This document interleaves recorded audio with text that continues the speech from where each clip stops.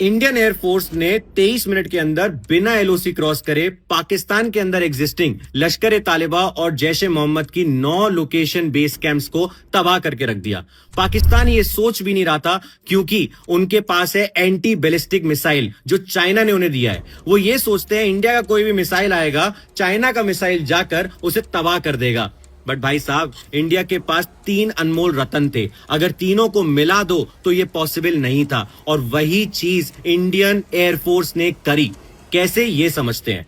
आपको ये समझना पड़ेगा, इंडियन साइड ऑफ एलओसी में एक राफेल जेट हवा में गया, राफेल जेट ने स्कैल्प मिसाइल हवा से छोड़ा, और वो रडार रेंज थोड़ी ऊपर होती है, वो उसके नीचे से ट्रैवल करता हुआ पाकिस्तान के भावलपुर तक गया, 100 किलोमीटर अंदर, क्योंकि उसकी रेंज 500 किलोमीटर होती है, और वहां के टेररिस्ट बेस कैंप को उड़ा के आ गया।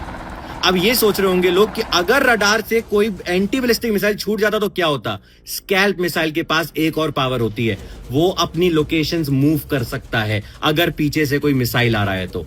अब अगली चीज समझते हैं कि अगर चाइना को यह पता चल जाए कि इंडिया की तरफ से कोई भी एक अटैक में एक भी सिविलियन पाकिस्तान का मारा गया है, तो वो क्या बोलेगा, इंडिया ने अटैक कर दिया तो हम भी अटैक करेंगे। अब इंडिया ने सिविलियंस पे अटैक कर दिया, ये बात इंडिया को पता थी।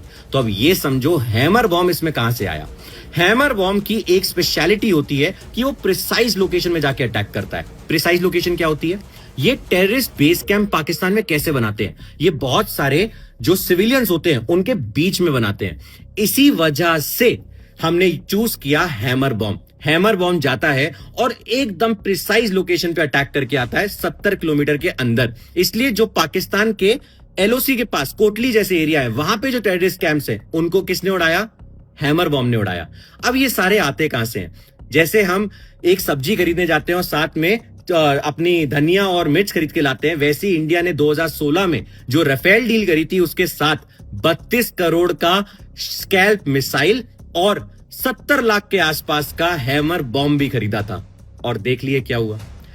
इस टाइम पे हमें यह समझने की जरूरत है कि पूरी इंडियन डिफेंस सर्विसेज साथ में है, क्योंकि अगर इंडियन नेवी हमें पानी में सुरक्षित नहीं रख रही होती और रात के 1:44 AM से जो सीज फायर लाइंस पे बॉम्बिंग चल रही है, फायरिंग चल रही है, उसमें इंडियन आर्मी साथ नहीं देती, तो ये इंडियन एयरफोर्स नहीं कर पाती। ये इंडिया की ताकत है, ये राष्ट्र धर्म है, हमें यह समझना जरूरी है। और thanks to the Indian government कि महसूस ही नहीं होने दिया किसी को भी, क्योंकि मॉक ड्रिल चल रही थी, प्राइम मिनिस्टर वेव इवेंट्स में बोल रहे थे, और हमारे सामने क्या हुआ? ये हुआ। Thank you. जय भारत।